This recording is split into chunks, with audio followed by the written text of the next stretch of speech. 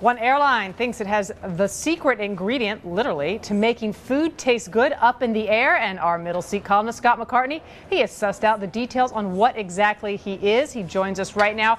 Scott, a drum roll is definitely warranted here. I've never even heard of this. I've probably eaten it. What is it? You certainly have eaten it. It's called umami. And it was discovered, identified almost a century ago by a Japanese researcher. They called it the fifth sense, fifth taste. So we know bitter, we know salty, sweet, and sour. And umami is really sort of a savory taste. It's umami-rich foods would be Parmesan cheese, mushrooms, things like that, even seaweed.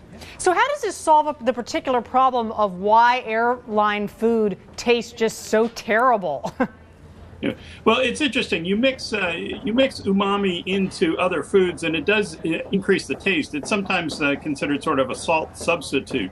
And what's interesting is researchers have found that in the air, where you lose about 30% of your taste, the dry conditions in the cabin, the altitude pressure in the cabin, all the environmental conditions really conspire against your ability for food to taste good. But umami sustains its power in flight, and so using it can really enhance the flavor of food.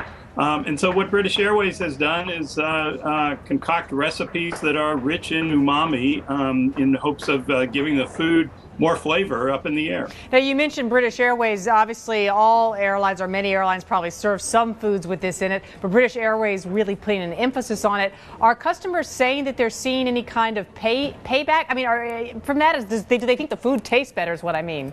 Yeah, you know, it's really mixed. I talked to some customers who thought the food had improved. Some customers who said, you know, it's airline food. I've never had a good meal up in the air. And we're talking about first class, business class food here.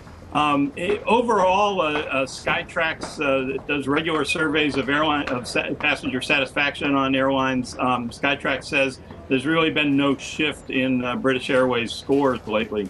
Airlines, though, have gone to like enormous lengths over the years, I understand, just to try and make food taste better. A lot of those things haven't worked out. I'm curious if you could just tease us with a few of the things that they've tried, Scott. Well, the traditional thing was to load it up with salt, and that obviously has lots of health implications these days. But in British Airways, early on in this, they worked with Heston Blumenthal, and he concocted a shepherd's pie recipe using seaweed. They decided that was just too much over the top. He also recommended giving passengers a little nasal spray to kind of wet themselves and help the palate before eating, and they rejected that as well. Yeah, gee, I wonder why, Scott. All right, yeah. All right. I'm more interested in eating more Parmesan, Worcestershire, and tomatoes than I am nasal spray on the plane. Thank you so much for being with us.